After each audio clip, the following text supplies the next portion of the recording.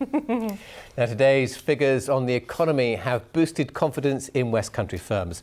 Across the UK, production is up by 0.8%, the best result since the recession. And here in the West, firms are reporting a rise in sales, both here and crucially abroad. Our business correspondent Dave Harvey reports.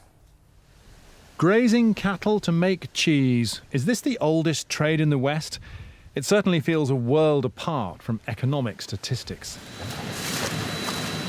But make no mistake, cheddaring is big business now, global business. Korea and Japan, and we go through to the States, plenty of customers across Europe, so it's a worldwide operation for us. The vats are vast, the tanks are stainless, but the curds are still lifted and cut by hand and turned the old cheddar way. 200 litres of milk makes one of these 20-kilo blocks, and then they leave them to nature. The cheddar has a year to mature in a storeroom built to reproduce the temperature and humidity of the famous Cheddar Caves, the name which sells around the world. I'm of an age where I always keep repeating Michael Heseltine's charge to the engineering companies that they should export at least 30% of their manufacture. And that was some time ago, but I think that still holds. And we're well on the way past 20% of our production now is exported. So it's key, it spreads the risk. 머리에다 관을 쓴 것 같아. They're big in the Far East. Earlier this year, Korean TV came and filmed on the farm.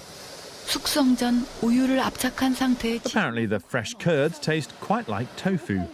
West Country firms have traditionally lagged behind on Far Eastern exports, so the cheesemakers have caught the attention of local business leaders. Who buys your cheese in supermarkets abroad or? They've a visitor today, the MD of Business West, here to find out the secrets of overseas sales. But I have to admit one of the key elements is the British flag. In their latest survey, Business West found nearly half of all companies are reporting a rise in those vital exports. Alvis Brothers is a fine example of what we should be doing. I hold my hat out to the firm, what they've been doing, and they are going to foreign countries. They're going to Japan and Korea and those sort of places. So, no, hats off to Alvis. More companies like this, please. The survey found more confidence, more cash, more orders, but none of that matters unless it produces more actual jobs. Here at least, the cheesemakers have taken on 6 more staff, with plans for further expansion next year. So is that typical? Well, in the Business West survey, 40% of companies said they had taken on new staff in the last 3 months. Across our region, queues at the job centres have eased as unemployment starts to fall. But money is still tight. Wages are still being squeezed. There's a cautious optimism in the business community, that's for sure, but wages are squeezed. Energy prices are a concern, not just for consumers, but for businesses too. So we're not quite out of the woods yet, but I think the signs are more positive than they have been for a long time. And who'd have thought these timeless Mendip cattle were such an engine of our international economy?